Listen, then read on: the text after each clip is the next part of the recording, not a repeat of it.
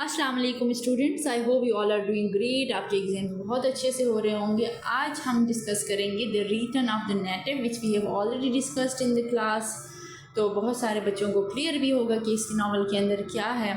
तो आज की जो हमारी डिस्कशन होगी वो एग्ज़ाम पॉइंट ऑफ व्यू से होगी। इसके अंदर हम ज़्यादा डिटेल में जाएंगे नहीं, तो एग्ज़ाम पॉइंट ऑफ व्यू से थोड़ा बहुत अपने कॉन्सेप्ट क्लियर करने की कोशिश करेंगे। ठीक है, तो this novel was or is written by Thomas Hardy.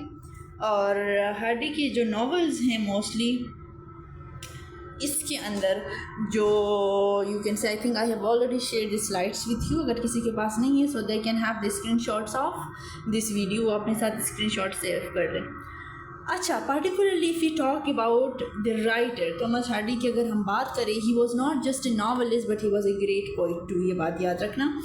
And in his work he talked about human nature and the social issues. Social issues की हम बात करें, we have already discuss in the previous classes and previous novels. Victorian era के जितने novels हमने 3-4 पढ़े हैं जो, तो उसके अंदर हमने डिस्कस किया हुआ है कि सोशल इशूज़ उस एरा के क्या थे। तो आई होप ये आप लोगों को ये सारा कुछ क्लियर है। तो mostly the writers of Victorian era have written about और had discussed about the social issues which were related to different things. जहाँ पे मैरिज का इशू था, पैसे का, financial issues, gender based, biasness ज़्यादा थी। तो ये सारा कुछ जो हम ऑलरेडी डिस्कस कर चुके हैं। तो go back to the previous lecture, वो ज़रा रिकॉल करें कि नावल ऑफ 21st सेंचुरी जो है, sorry not 21st century, 18th century novel जो है 18-19th सेंचुरी, उसके मेन एलिमेंट्स क्या थे। You might get question on this in your paper. तो ये याद रखना, आपको ऐसा क्वेश्चन भी आ सकता है कि एलिमेंट्स जो थे उस टाइम के नॉवेल्स जो थे वो बेसिकली किस चीज़ पे वो राइटिंग हुई थी, मेन इश्यूज़ वहाँ पे क्या थे। अगर हम पार्टिकुलरली आज जो अभी बैकग्राउंड की हम बात करें, the return of the native के हवाले से बात करें, तो नेटिव थॉमस हार्डी की जो मोस्टली जो राइटिंग है उसके अंदर ये जो रूरल लाइफ है उसको बहुत ज़्यादा फोकस किया गया है। इसके अंदर जो इंग्लैंड, द लैंडस्केप और जो फिक्शनल इन्होंने रीजन एक सेलेक्ट किया, वैसे यहाँ पे हम एडविन हीथ के बारे में पढ़ेंगे नावल के अंदर।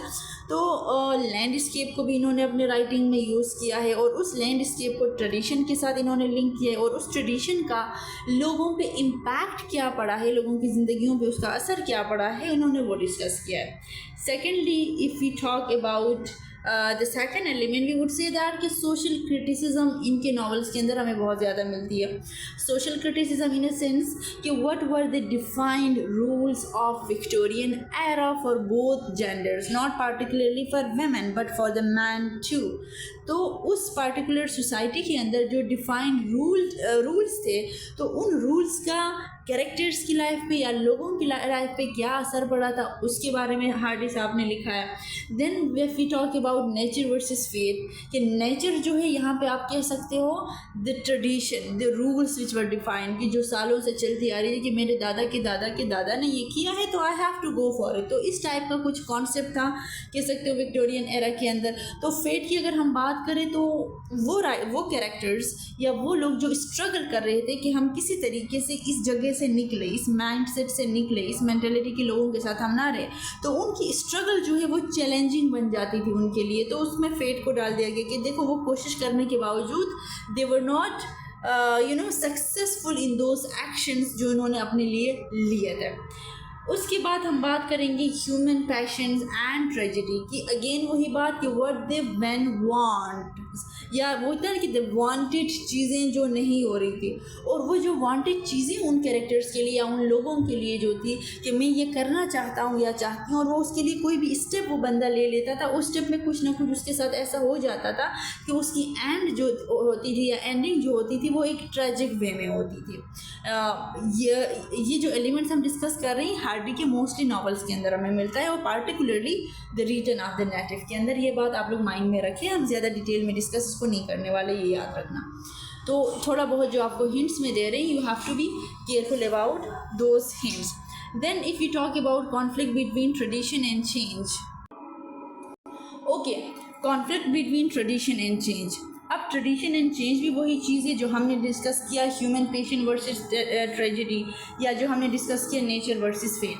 तो कॉन्फ्लिक्ट का भी यही चीज़ था कि ट्रेडिशनली लोग जो थे they were too into that very age जहाँ पे उनके बाप दादा ने ज़िंदगी गुजारी थी, एंड दे डोंट या didn't want to change that very thing. तो उसके अंदर वो कैरेक्टर जो थोड़ा बहुत चेंज चाहते थे, उनके साथ वही ट्रेजिक जितने भी एलिमेंट्स हार्डी के नॉवेल्स के अंदर है वो सारा कुछ उनके साथ हो रहा था। They challenge the tradition way of life, लेकिन वो उस चैलेंज में कामयाब नहीं हो सके, उल्टा उनके साथ ही बुरा हुआ।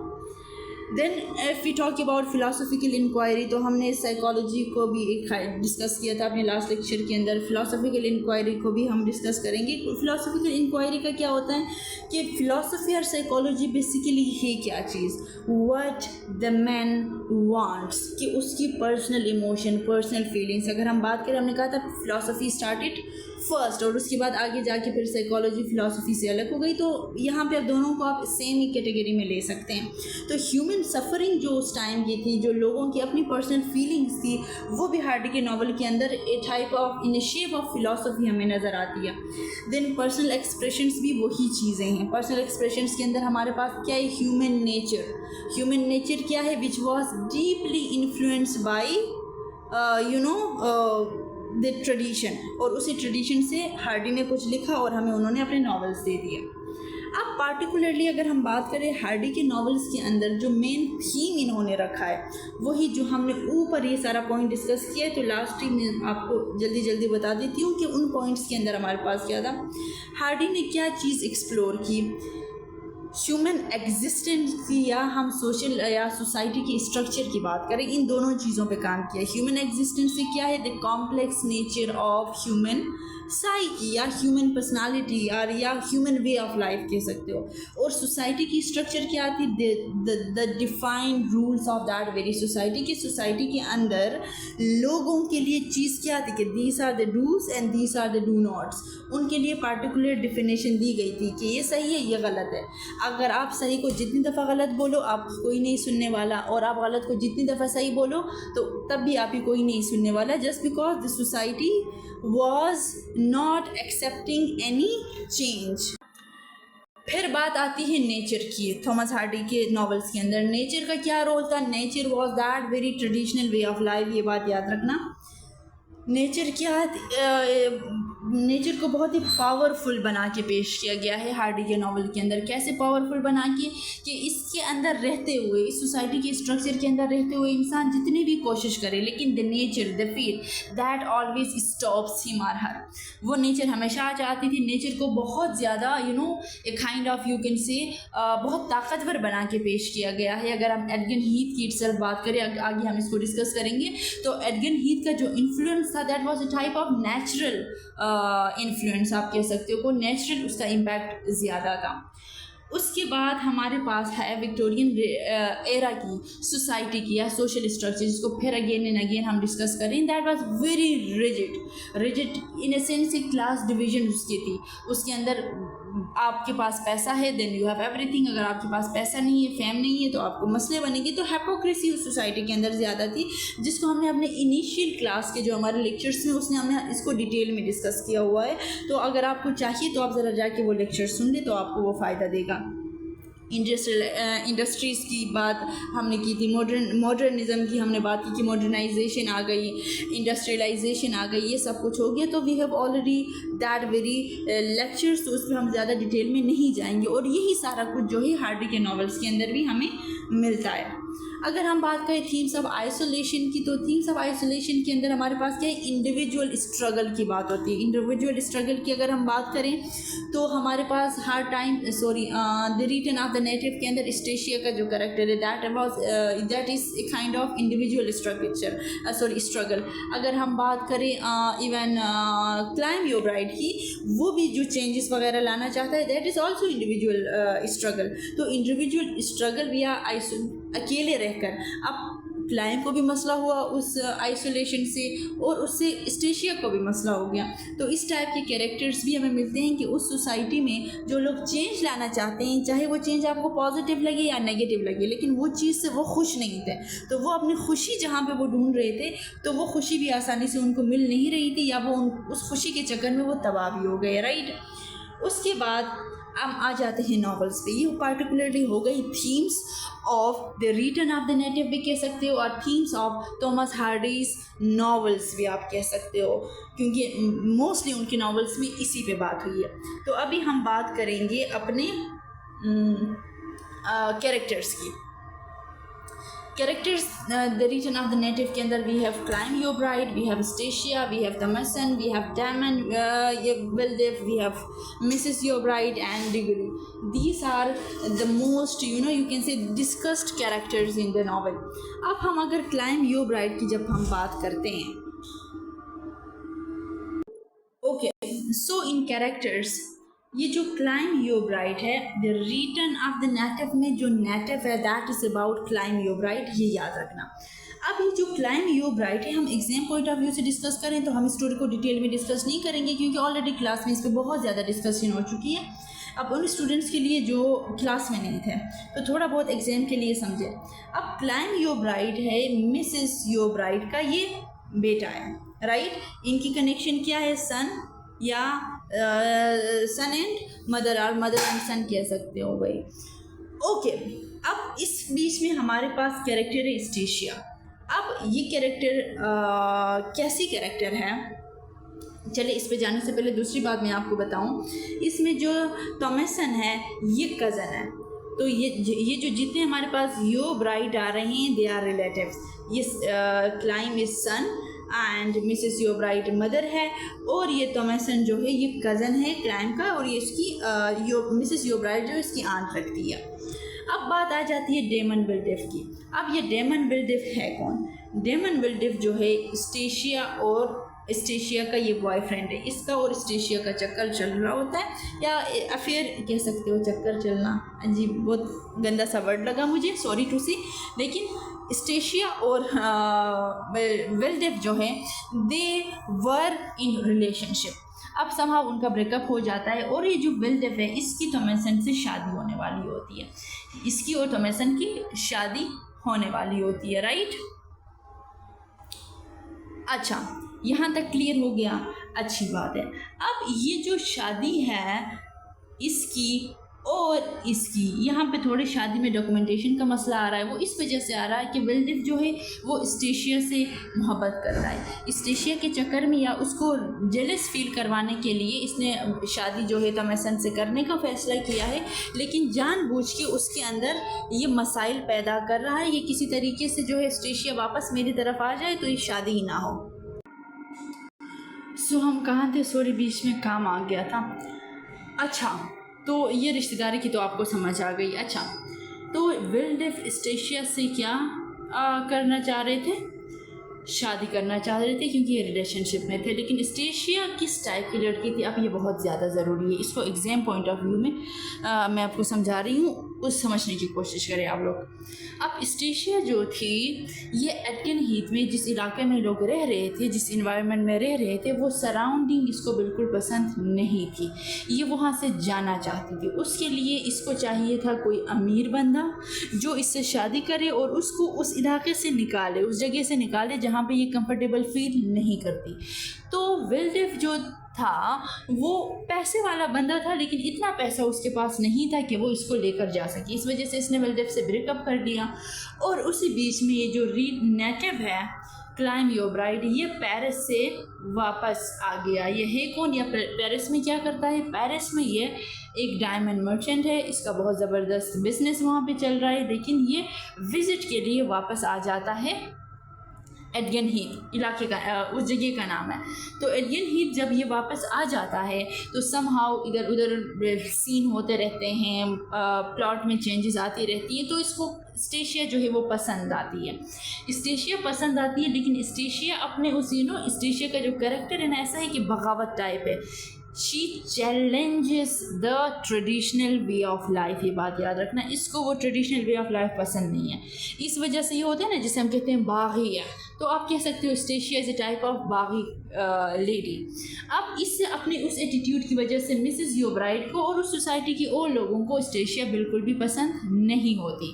तो डेफिनेटली मिसेस योब्राइट तो अप्रिशिएट नहीं करेगी कि उसका बेटा क्लाइम जो इतना सक्सेसफुल है, इतना एजुकेटेड है, कि वो ऐसी लड़की से शादी करे जो सोसाइटी की नज़रों में अच्छी लड़की नहीं है। ये बात याद रखना जो मैं कह रही हूँ, सोसाइटी की नज़रों में अच्छी लड़की नहीं है। अच्छा, अब वो जो सोसाइटी है उसके अंदर समा कुछ होता है, क्लाइम की शादी हो जाती है स्टेशिया से, और बीच में इसकी मदर जो है मिसेस योब्राइट सांप के काटने से मर जाती है। अब एक और कैरेक्टर आपको बताना था, वो कैरेक्टर हमारे पास है डिगरी का और थॉमसन का। अब इन दोनों का क्या है, नॉवल स्टार्ट होता है इन दोनों के सीन से। डिगरी जो है he is a type of you can say reddleman, एक अपना घोड़ा गाड़ी या गधा गाड़ी जो उस टाइप की गाड़ी ये चलाता है, और टांगा टाइप कह सकते हो। और ये डिगरी जो है ये गरीब है और ये थॉमसन से मोहब्बत करता है, लेकिन ये ओपनली उसको कह नहीं पाता। तो पूरे थ्रू आउट द नॉवल ये हमेशा थॉमसन जब भी किसी मुसीबत में पड़ जाती है उसको हेल्प करने के लिए वहाँ पे हाजिर ज़रूर रहता है। तो नॉवल की एंडिंग कुछ ऐसे हो जाती है अच्छा, फिर क्या होता है, मिसेस योब्राइट तो मर जाती है सांप के काटने से, और स्टेशिया जो है क्लाइम को छोड़कर चली जाती है। अब क्वेश्चन ये है कि क्यों छोड़कर चली जाती है। क्लाइम से तो शादी इसलिए की थी कि ये बिजनेसमैन है, इसके पास पैसा है, ये मुझे पेरिस लेकर जाएगा। लेकिन क्लाइम ने जब एडगन हीथ वापस आके देखा कि लोग जो है they are not well educated in एडगन हीथ, इसको लगा कि क्यों ना मैं लोगों को एजुकेट करूं, क्यों ना मैं चेंजेस ले आऊँ सोसाइटी के अंदर। तो ये उस चेंज लाने के कामों में लग गया। तो स्टेशिया को तो पैसे वाला बंदा एडगन हीथ के अंदर नहीं चाहिए था, इसको वो बंदा चाहिए था इसको एडगन हीथ से निकाल सके। इसको वो बंदा चाहिए था जो वो सारा जो ट्रेडिशनल वे ऑफ लाइफ से ये तंग है उससे वो उसको बचा सके। तो वो उसको सिर्फ क्लाइम की पर्सनालिटी में वो चीज़ें नज़र आई, इस वजह से उसने शादी की थी। लेकिन जब उसको पता चला गया कि क्लाइम तो यहीं पे रहने वाला है, तो उसने क्लाइम को छोड़ के उसको धोखा देना शुरू किया। It was not a proper divorce, लेकिन वो ऐसा था कि वो बीच बीच में फिर विल्डेफ से मिलने लगी। अब विल्डेफ के बीच में लॉटरी लगी थी, इसको बहुत ज़्यादा पैसे मिले थे। तो विल्डेफ और क्लाइम ने स्टेशिया ने ये डिसाइड किया कि हम जो है भाग जाते हैं। अब भागने के लिए किया क्या, जब भागने वाली रात थी तो क्लाइम को पता चल गया, तो इन सबको पता चल गया कि ये जो विल्डेफ है ये और स्टेशिया जो है ये भागने वाले हैं। तो उस रात एक तूफ़ान आया, मतलब मौसम ख़राब हो गया, उस वजह से क्या हो गया, समाव स्टेशिया की डेथ हो गई गिरने से, विल्डेफ भी उसमें मर गया। तो एंडिंग जो ऐसी होती है, थॉमसन और डिगरी की शादी हो जाती है और क्लाइम योब्राइट जो है ये काइंड ऑफ प्रीस्ट बन जाता है। तो ये स्टोरी का एक शॉर्ट फॉर्म है जो एग्जाम पॉइंट ऑफ व्यू में आपके काम आएगा। तो यहाँ पे आप लोगों ने समझना है क्लाइम के कैरेक्टर को और स्टेशिया के कैरेक्टर। ओके, अब बात आती है कैरेक्टराइजेशन की। The return of the novel के अंदर हमारे पास कैरेक्टर्स है क्या, कैरेक्टराइजेशन किसे कहते हैं, डेफिनेटली आपको तो डेफिनेशन का पता होगा, तो उसमें ज़्यादा जानने की ज़रूरत नहीं है।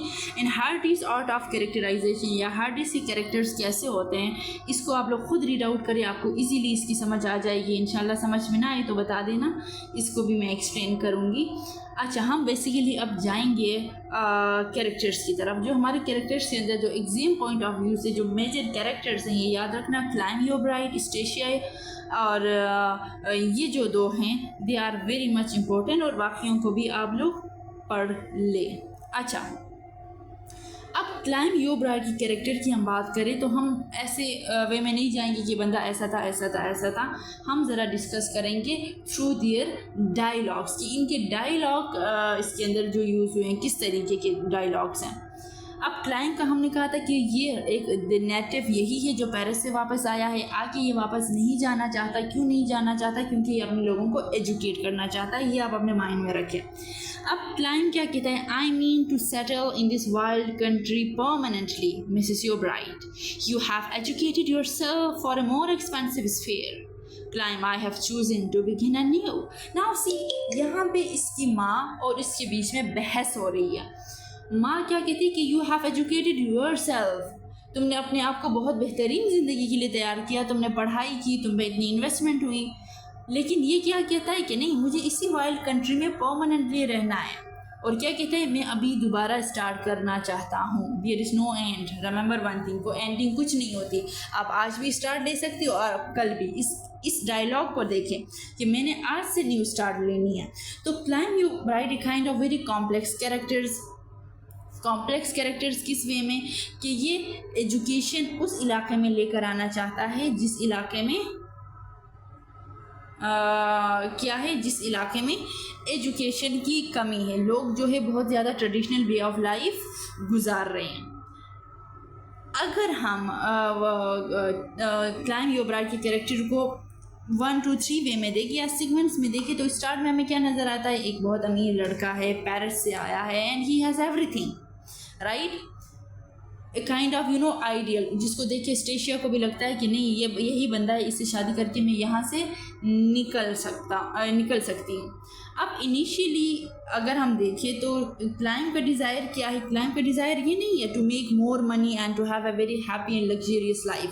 क्लाइम के लिए एक आइडियल सिचुएशन या उसका ख्वाब या उसके लिए ड्रीम क्या है, टू एजुकेट हिज कम्युनिटी। वो जो लोकल कम्युनिटी जो उसकी थी, उसके अंदर वो चेंजेस लेकर आना चाहता था, उनको तरक्की देना चाहता था थ्रू एजुकेशन।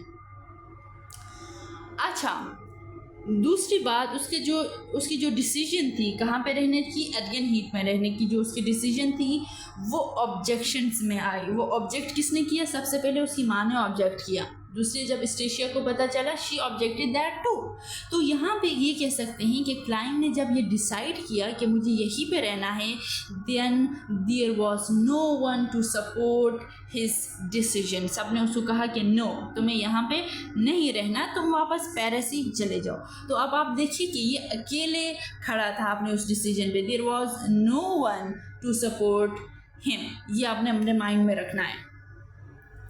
अब जो इसकी और स्टेशिया की जो रिलेशनशिप है, पहले तो बहुत अच्छी खासी गुजर रही थी। वजह क्या थी, क्योंकि स्टेशिया के माइंड में ये था कि मैं तो हमेशा यही नहीं रहूँगी, मैं तो क्लाइम के साथ चली जाऊँगी। लेकिन जब उसको पता चला कि क्लाइम ने तो कुछ और सोचा है, इसने यही रहना है, तब तो उसकी कॉन्फ्लिक्ट स्टार्ट हो गई। क्लाइम को उसने इग्नोर करना शुरू कर दिया, उसके साथ लड़ाइयाँ करना, और फिर जाके विल्डेफ के साथ दोबारा इन्वॉल्व होना। तो ये जो सारी चीज़ें थी, सारा जो स्ट्रगल था, आप इस स्ट्रगल को ज़रा डिटेल में पढ़ें। मैं डिटेल में बताऊंगी लेकिन वीडियो बहुत लंबी हो जाती है। तो बहुत ही kind of very complex human desires, या फिर वही डिज़ायर्स के साथ उन डिज़ायर्स को फुलफ़िल करने के लिए जो इनकी कोशिश थी, तो उसमें उसकी कॉन्सिक्वेंसेस जो बने, they were not good enough to be appreciated. अच्छा, मतलब टू बी अप्रिशिएटेड जो मैंने बोला है, बीच में फिर दरवाज़ा किसी ने खोला। एनीहाउ, हाँ, मैंने क्या बोला था, यस, वही, उसकी जो कॉन्सिक्वेंसेस थी वो अप्रिशिएट करने के काबिल ही नहीं थे, क्योंकि मतलब वो उनके साथ बुरा ही हो रहा था। क्लाइम की आंखों की रोशनी चली गई, स्टेशिया उसको छोड़कर चली गई, माँ उसकी मर गई, और बस इस तरीके से वो प्रीस्ट बन के रह गया। उसका जो वो था कि मैंने लोगों को एजुकेट करना है। तो इससे रिलेटेड यहाँ पे मैंने आपको सिर्फ 1-2 ही डायलॉग्स दिया, तकरीबन एक ही, you can have more of it, right, आप और भी इसके निकाल सकते हो। अब स्टेशिया की बात करते हैं। अब स्टेशिया का हमने क्या कहा, she always question the traditional way of life, she always question एडगन हीट, कि क्यों यहाँ पे, क्यों ये सारा ये कुछ। अब स्टेशिया की हम बात करें, अब डायलॉग ज़रा देखिए।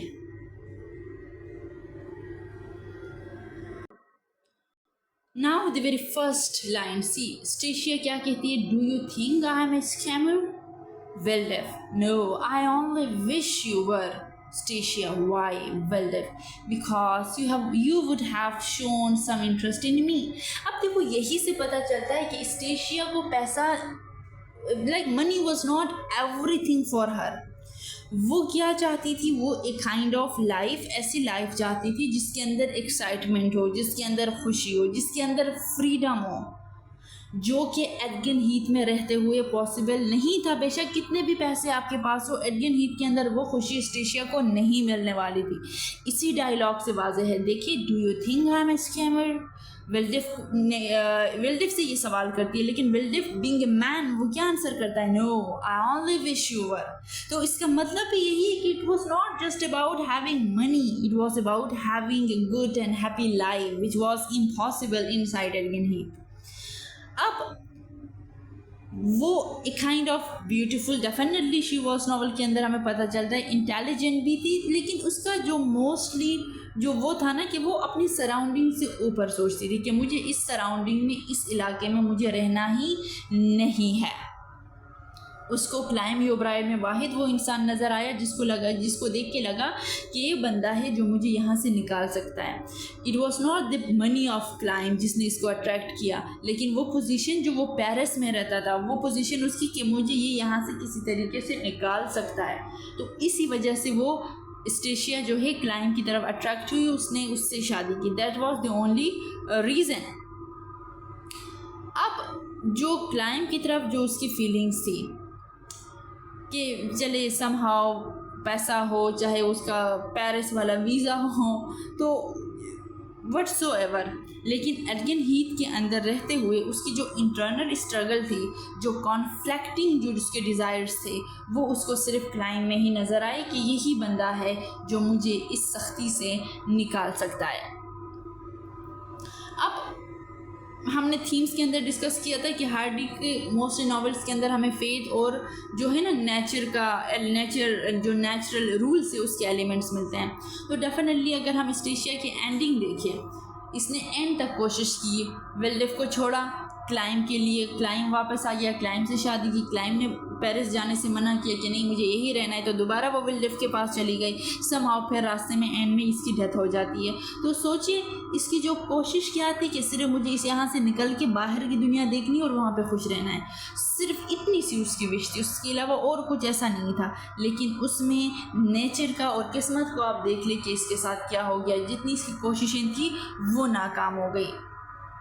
तो यहाँ पे आप कह सकते हो कि इनके कैरेक्टर्स के अंदर there is a tension between individual desires and societal expectations. अब कैसे सोसाइटी की एक्सपेक्टेशंस क्या होती है और इंडिविजुअल डिज़ायर्स क्या है, इस पर हम ऑलरेडी बात कर चुके हैं। Then you have the slides. आप लोग थॉमसन योब्राइड को भी देख सकते हो। थॉमसन योब्राइड का आप ज़रा देखें, क्या कहती है, I would rather have your friendship than my own independence।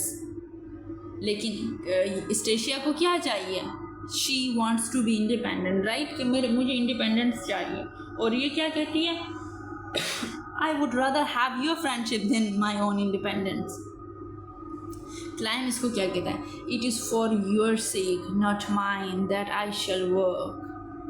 अब यहाँ पे इसकी डिज़ायर्स में और आप लोग एस्टेशिया के डिज़ायर में थोड़ा कंपैरेटिव देख लें कि being a women of that very era ये क्या चाहती है और एस्टेशिया क्या चाहती है। इसके बाद जो आपके पास स्लाइड्स हैं उसको एक ही दफ़ा आप रीड आउट दे देंगे, आपको इसकी समझ आ जाएगी। Then we have Damon Wildeve, Mrs Yeobright, इन सारा कुछ जो है ऑलरेडी द स्लाइड्स, तो आप इसको यहाँ पे जाके पढ़ सकते हो।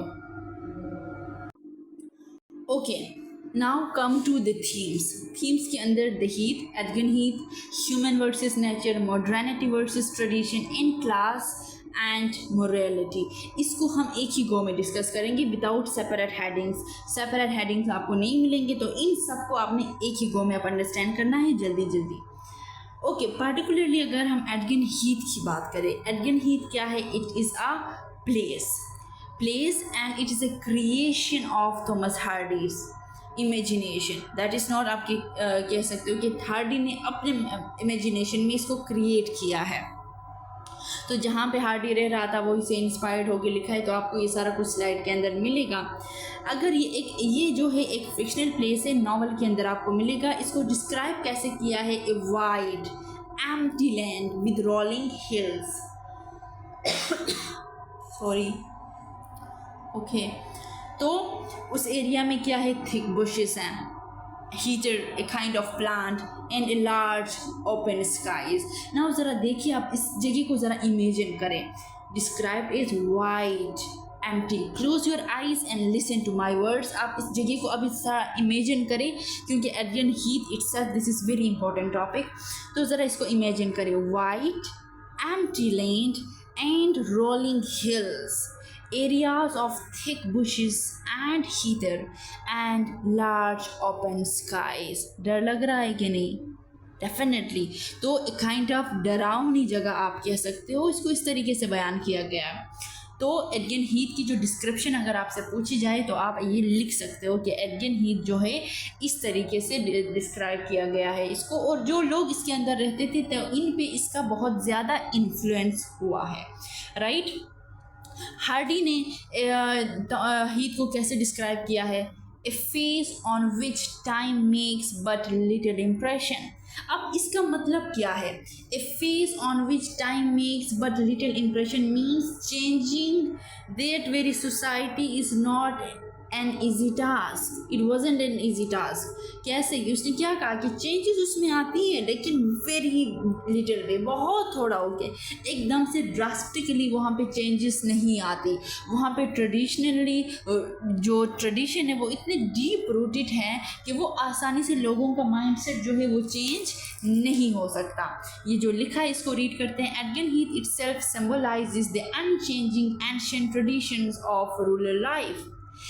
सी के unchanging tradition way of life, तो वो इतनी आसानी से नहीं चेंज हो सकता. तो आप कह सकते हो कि वहाँ पे सिविलाइजेशन की बात करना जैसे स्ट्रेशिया करती है तो ये बड़े दिल गुर्दे का काम है. इस वजह से पीपल हैव टारगेटेड हर कि ये जो है अच्छी इंसान नहीं है, अच्छी बंदी नहीं है. तो वजह क्या थी कि ये ट्रेडिशनल वे ऑफ लाइफ जो थी यहाँ पे बहुत डीप रूटेड थी. Hardy uses Edgar Heath symbolically to represent the timeless and unchanging aspects of rural life. See कि वो जो changes थी that was not that much easy, बहुत मुश्किल से वहाँ पे changes आती थी. यही कुछ यहीं पे भी लिखा है. ओके. अब स्टेशिया जो कि बहुत ही मेजर कैरेक्टर है एडगन हीथ का, और उसकी तो बिल्कुल बनती नहीं है, जैसे यहाँ पे नवाज शरीफ और इमरान खान की नहीं बनती. एनी हाउ, अब स्टेशिया एडगन हीथ के बारे में क्या कहती है? Who dreams of escaping the oppressive confines of Edgin Heath expresses her deep-seated discontent. क्या कहती है? I had the heath upon which I live, but I love the house that stands upon it. Now see, very beautiful lines. इसको याद करके paper में लिखिए, आपको कितने ज़्यादा मार्क्स मिलेंगे. I hate the heath upon which I live, but I love the house that stands upon it. तो ये क्या द कॉन्फ्लिक्ट क्या है कि फिजिकल प्रेजेंस मुझे नहीं पसंद, वो डिफरेंट लाइफ इसको चाहिए, डिफरेंट लाइफ स्टाइल जिसमें खुशी हो. दूसरी जगह क्या कहती है? I would give the whole world to be able to live in an atmosphere of elegance and gentility for 1/2 year. I would give my life to live in a city. अब ज़रा इंटेंसिटी को आप feel करें. क्या कहते हैं इस line में? क्या कहते हैं? I would give my life to live in a city, कि मैं अपनी ज़िंदगी तक को देने के लिए तैयार हूँ. नाउ सी कितनी डिप्रेशन में ये कैरेक्टर है, कितनी ज़्यादा स्ट्रगल ये कर रही है वहाँ से निकलने की. तो इसकी स्ट्रगल जो है वो बहुत ज़्यादा है, लेकिन वो जो नेचुरल इन्वायरमेंट है वो हमेशा इसके रास्ते में आ जाती है. तो जो डायलॉग्स आपको स्टेशिया के मिलेंगे अबाउट एडगन हीथ, उसके अंदर आपको कोई खुशी नज़र नहीं आएगी. हर डायलॉग में आपको ये नज़र आएगा कि ये एडगन हीथ छोड़ के भागना चाहती है. अब क्लाइम योर ब्राइड के क्या ख्यालात है एडगन हीथ के बारे में? तो क्लाइम योर ब्राइड क्या कहता है? I want to raise the class of the rural workers. इसको जो रूरल लाइफ है उसके जो वर्कर्स हैं, उसके जो लोग से, इसको बड़ी उनकी फ़िक्र है. तो ये भागना नहीं चाहता, ये छोड़ के इनके लिए आ गया. इसकी तो ये जो है by birth higher social class से इसका ताल्लुक़ है. इसको एजुकेशन भी मिली, या पेरिस भी चला गया, अच्छी खासी उसकी कैरियर भी थी पेरिस में, लेकिन इसके बावजूद आके इसने क्या कहा कि मैं बहुत ज़्यादा अटैच्ड हूँ अपने सोसाइटी के साथ.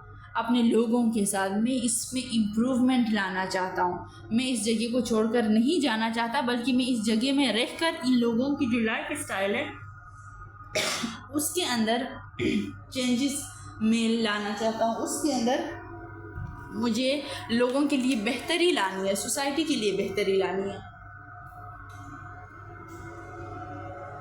ओके, दूसरी जगह क्या कहता है, the heath and I together seem to be a part of each other, it is my old friend in need. देखिए, एक जगह एक कैरेक्टर इस जगह से तंग है कि मुझे यहाँ से कोई भगाए, और दूसरा कैरेक्टर इसके साथ इतना इन लव है कि इसको कहता है कि it is my old friend in need, it is my old friend in need. अब जब कहता है तो सोचो इसको कितनी मोहब्बत होगी। तो क्लाइंट को बेहद मोहब्बत है एडियन हीथ से, इस जगह से, इसके लोगों से।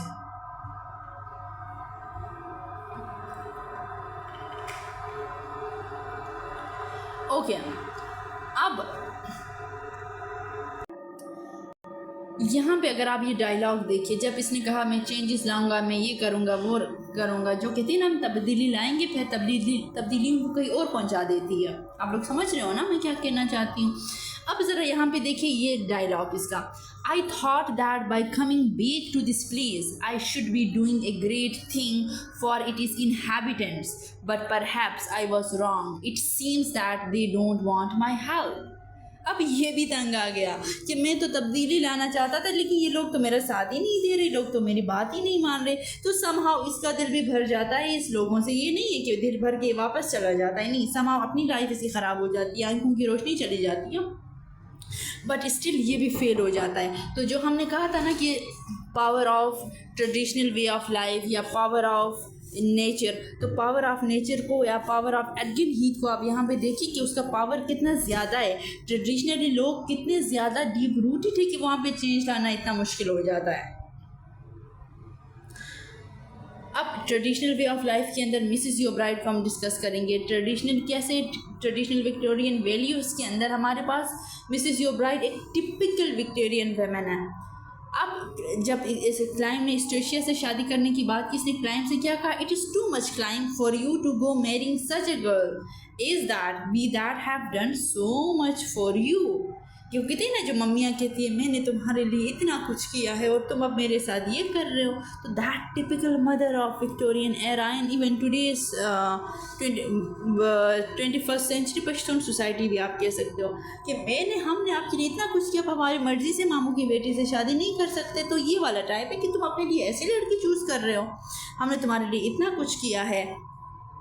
तो ट्रेडिशनल वे ये है कि वहाँ पे चेंजेस को एक्सेप्ट करना that was a kind of not possible thing. तो आप ये जो मिसेस योब्राइट का traditional way of Victorian values या ट्रेडिशनल विक्टोरियन वैल्यूज़ है, कैसे इसको आप और 2, 3, 4 डायलॉग्स ऐड करके ज़्यादा एक्सप्लेन कर सकते हो।